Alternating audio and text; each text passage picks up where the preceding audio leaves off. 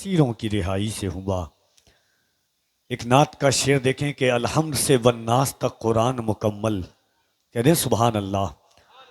الحمد سے والناس تک قرآن مکمل، در اصل ہے ایک نعت کا دیوان مکمل۔ دیکھا جو تیرے در کی تجلی کو جو دیکھا، یہ دید اے حیران بھی حیران مکمل۔ ہر وصف ہے پہنچا ہوا معراج پہ اپنی، اللہ نے بھیجا ہے وہ ذیشان مکمل۔ گر حب شہ دین نہیں ایمان میں شامل، پھر دین مکمل ہے نہ ایمان مکمل۔ عزیزان ملت اسلامیہ، آقا علیہ الصلوۃ والتسلیم کی محفل میں ہم آپ بیٹھے ہوئے ہیں۔ ایک بھی ایسی بسر رات نہیں کی ہم نے، ایک بھی ایسی بسر رات نہیں کی ہم نے جب مدینے کی کوئی بات نہیں کی ہم نے۔ ہمارا مقصد حضور علیہ الصلوۃ والتسلیم کا ذکر ہے، ہمارا مقصد صحابہ کرام کا ذکر جمیل ہے، ہمارا مقصد تابعین کرام کا ذکر جمیل ہے۔ آج دنیا کے حالات آپ کی نگاہوں کے سامنے ہیں۔ کوئی ہمیں آج سب سے حقیر اگر سمجھا جاتا ہے کسی قوم کو تو دنیا ہمیں سمجھ رہی ہے۔ سب سے مظلوم اگر کوئی قوم ہے تو اس وقت ہم ہیں۔ ہر چوک اور چوراہوں پر ایک چراغ جلا ہوا ہے، ہمیں مٹانے کی سازش کی جا رہی ہے، ہمیں بجھانے کی سازش کی جا رہی ہے، ہمیں صفحے ہستی سے ختم کرنے کی سازش کی جا رہی ہے۔ ہمیں کبھی سنبھل، مراد آباد جیسے اللہ وہاں کے مظلوم مسلمانوں کے حال پر رحم فرمائے۔ میرے بھائیوں، زمانہ بڑا پر آشوب ہے، زمانہ بڑا پر خطر ہے۔ ہمیں اگر کوئی بچا رہا ہے تو وہ اللہ کے رسول کی ذات بچا رہی ہے ہمیں۔ ہمارے پاس ہے کیا؟ نہ روزہ ہے، نہ نماز ہے، نہ حج ہے، نہ زکوٰۃ ہے، نہ زندگی کی شاہراہیں ہیں، نہ عشق ہے، نہ عشق مصطفیٰ ہے۔ یہ سب ایک چیزیں ایک خانے میں آ کر کے سمٹ جاتی ہے، مگر پھر بھی اللہ کے رسول صلی اللہ علیہ وآلہ وسلم کا کرم ہے جو ہمیں بچا رہا ہے۔ ہمیں بلاؤں سے، وباؤں سے حضور حفاظت ہماری فرما رہے ہیں۔ میرے امام سرکار اعلیٰ حضرت نے پوری زندگی اگر محنت کی ہے تو عشق رسول پر محنت کی ہے۔ اعلیٰ حضرت کی زندگی کا مشن تھا کہ حضور کی امت کے دلوں میں حضور کا عشق ڈال دینا۔ لحد میں عشق رخ شاہ کا داغ لے کے چلے، اندھیری رات سنی تھی چراغ لے کے چلے۔ میرے امام فرماتے ہیں پھر کے گلی گلی تباہ ٹھوکریں سب کی کھائے کیوں، دل کو جو عقل دے خدا تیری گلی سے جائے کیوں، رخصت قافلہ کا شور غش سے ہمیں اٹھائے کیوں، سوئے ہیں ان کے سائے میں کوئی ہمیں جگائے کیوں۔ دیکھیے گلفام حسانی صاحب قبلہ تشریف رکھتے ہیں۔ جو لوگ بیٹھے ہوئے ہیں میرے بھائی، ایک بار میں چاہتا ہوں کہ آپ محبت کے ساتھ ہاتھوں کو اٹھا کے کہہ دیں سبحان اللہ، اللہ سلام۔ بڑے اچھے لوگ ہیں۔ جب مجھے کہا جا رہا تھا نا کہ سیمانچل مت آئیے آپ، میں نے بھی ایک دفعہ تعین کیا تھا، میرے بھائی ہیں، کہ نہیں آؤں گا۔ ہندوستان بہت بڑا ہے، اللہ کا فضل ہے، مگر میں اتنا جانتا ہوں کہ ہجر میں اتنا خسارہ تو نہیں ہو سکتا، ایک ہی عشق دوبارہ تو نہیں ہو سکتا، چند لوگوں کی محبت بھی غنیمت ہے میاں، شہر کا شہر ہمارا تو نہیں ہو سکتا۔ آپ لوگوں کی محبت ہی کافی ہے۔ آج سلطان غریب نواز کا یہ ڈائٹن کے سملیا کے مسلمانوں، نوجوانوں نے، بھائیوں نے یہ جلسہ سجایا ہے، یہ اپنے باپ، اپنے خاندان کے نام کا نہیں، یہ مختار دو عالم، یہ حضور کے نام کا جلسہ سجایا ہے، تاکہ جو میرے چھوٹے چھوٹے بچے ہیں، چھوٹے بھائی ہیں، یہ حضور کی زندگی کا حصہ لیں۔ ایک منٹ کی ایک بات سنیے گا آپ، پھر انشاءاللہ اس کے بعد گلفام بھائی سے آپ ملاقات کریں گے۔ اور ایک ہاتھ جوڑ کر کے، جس طرح ایک انسان سے معافی مانگتا ہے، میں آپ سے ہاتھ جوڑ کر کے کہتا ہوں، جیسے دنیا کی چیزیں آپ دیکھ کر کے آتے ہیں، دنیاوی چیزیں، تو ایک بھائی سے بتاتے ہیں، ایک ذمہ داری کے طور پر، ایک اچھے دوست کے ناطے حضور کی ایک خصلت بتائیے گا جو آپ کا بھائی آپ سے بتانے جا رہا ہے۔ دیکھیے حضور کی ذات بہت بڑی چیز کا نام ہے، وہ تو مقصد کائنات ہے۔ ایک سوچئے کہ اللہ کے پیغمبر نے فتح مکہ کے دن ایک کتے کا بچہ تھا، ہو سکتا تھا کسی صحابی کے اونٹ کے نیچے آ جاتا، اللہ کے پیغمبر نے ایک صحابی کی ڈیوٹی لگا دی کہ جب تک پورا قافلہ نہ گزر جائے اس کتے کے بچے کی حفاظت کرتے رہنا۔ کہہ دے سبحان اللہ۔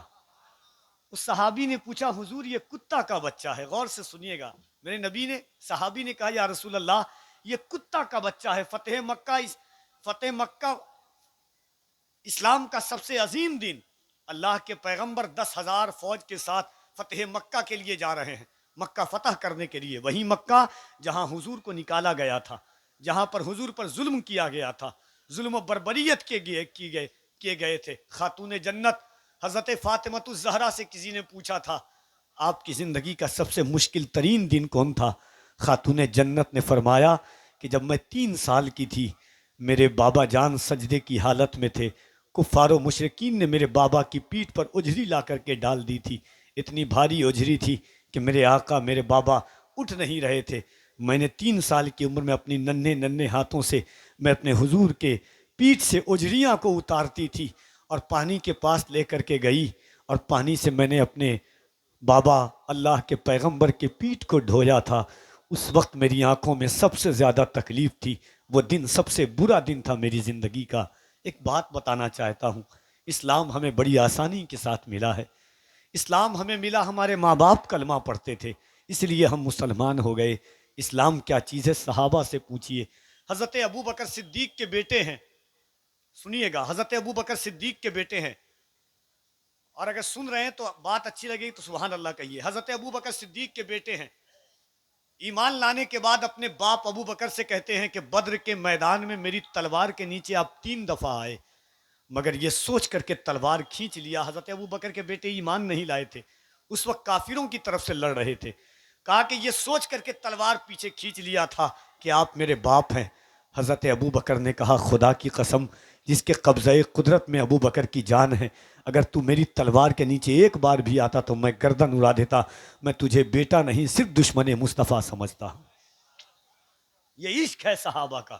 ایک بات اور آپ کو بتاتا ہوں، صحابی ہیں حضرت حبیب ابن زید، کیا نام ہے؟ حبیب ابن زید ایک صحابی ہیں۔ مسلمہ ایک بادشاہ تھا، مسلمہ کذاب۔ مسلمہ نے معاذ اللہ حضور کو خط لکھا، غور سے سنیے گا، اسلام کی سب سے بنیادی چیزیں میں آپ کو بتانے جا رہا ہوں، جو سب سے اہم چیز ہے آج کل کے دور کی۔ اگر یہ چیز نہیں ہے تو پھر ہم نہیں ہیں، ہمارا وجود نہیں ہے، ہمارا جسم نہیں ہے۔ حضرت حبیب ابن زید حضور کے پاس خط آیا، مسلمہ نے کہا محمد ابن عبداللہ 2 شرط ہے ورنہ جنگ کی جائے گی۔ پہلی شرط یہ تھی کہ آپ کے بعد میں نبی بنوں گا معاذ اللہ، ورنہ دوسری شرط یہ ہے کہ آدھا مکہ آپ کا آدھا مکہ میرا، آپ لکھ کر دیں ورنہ جنگ نہیں ہوگی، ورنہ جنگ کی جائے گی۔ حضور نے خط لکھا، کہا مسلمہ میں اللہ کا آخری پیغمبر ہوں، تو کبھی پیغمبر نہیں ہو سکتا۔ مکہ میرا تھا، میرا ہے، میرا رہے گا، تو جھوٹا ہے، تو جھوٹا ہے، تو جھوٹا ہے۔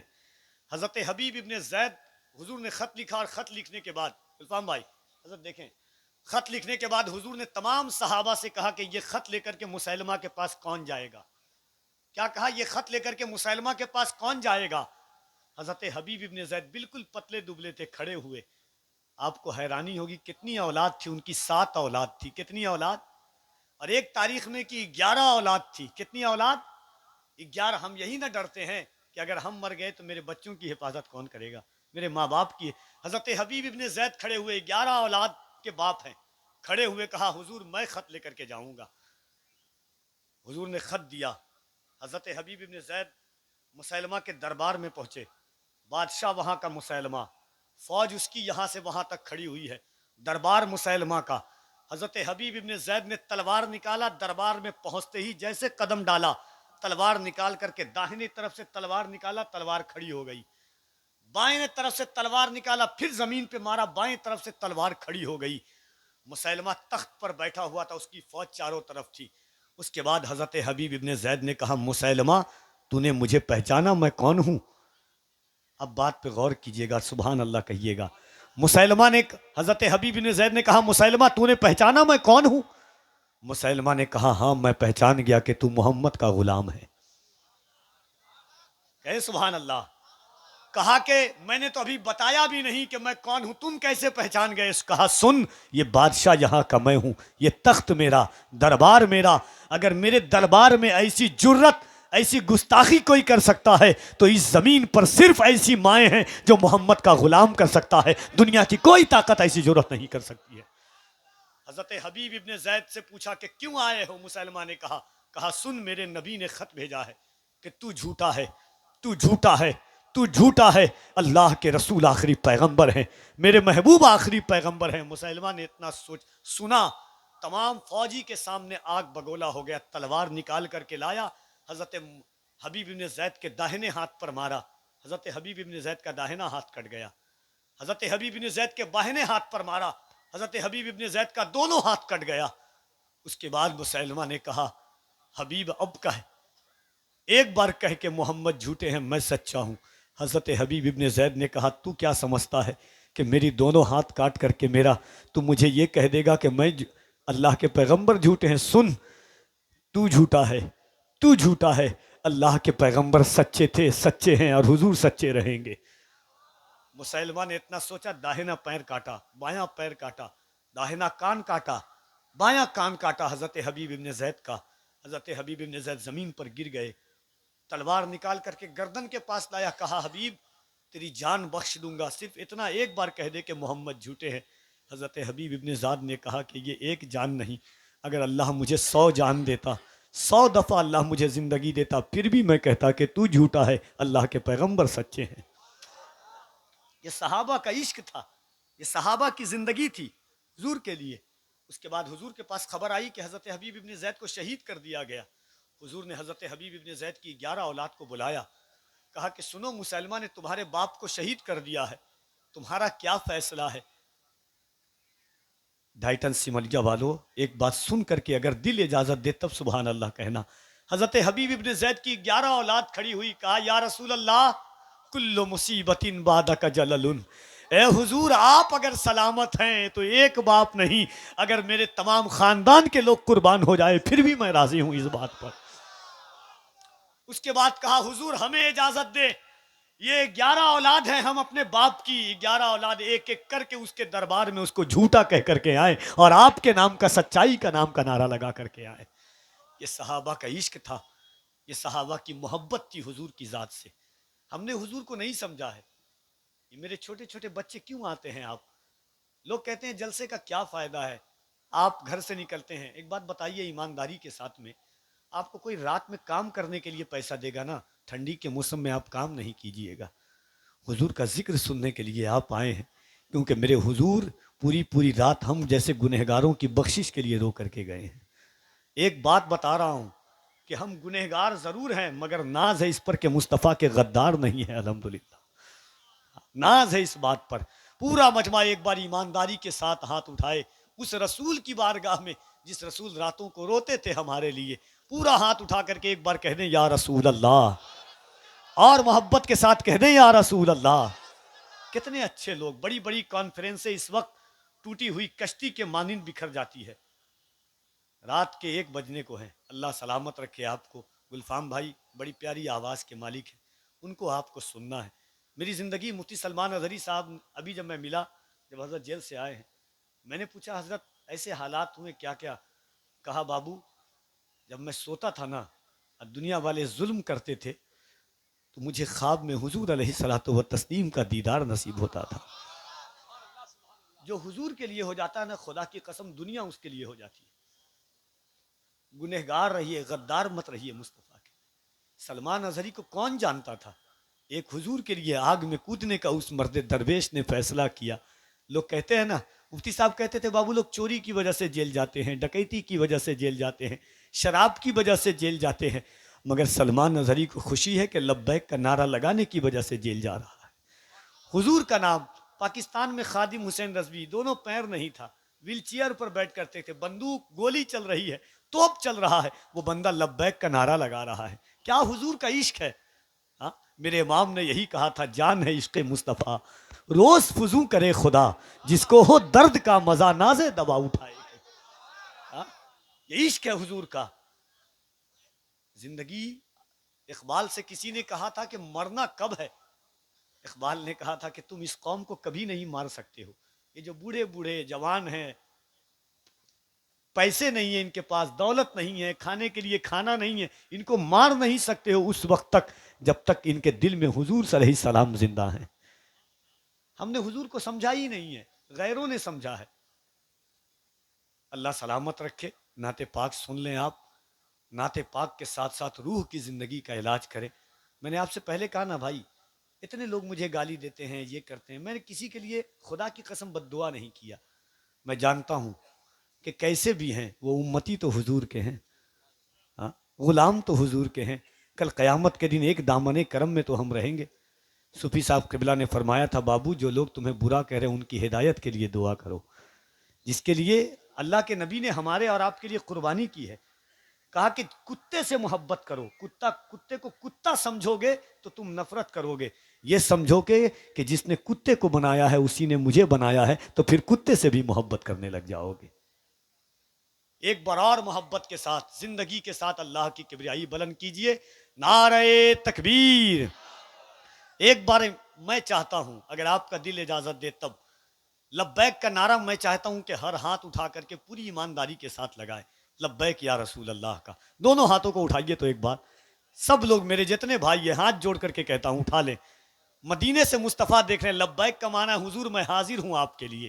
را محبت کے ساتھ لبیک یا رسول اللہ، اور ذرا بلند آواز سے لبیک یا رسول اللہ، لبیک یا رسول اللہ. سرخرو ہونے کا سامان بھی دے سکتے ہیں، زندگی کو نیا عنوان بھی دے سکتے ہیں. یہ میری قوم کا بچہ بھی صدا دیتا ہے، ہم محمد کے لیے جان بھی دے سکتے ہیں. یہ میری قوم کا بچہ بھی صدا دیتا ہے، ہم محمد کے لیے جان بھی دے سکتے ہیں. آئیے میں گزارش کرتا ہوں، بھائی گلفام صاحب بڑی پیاری نعت پڑھتے ہیں.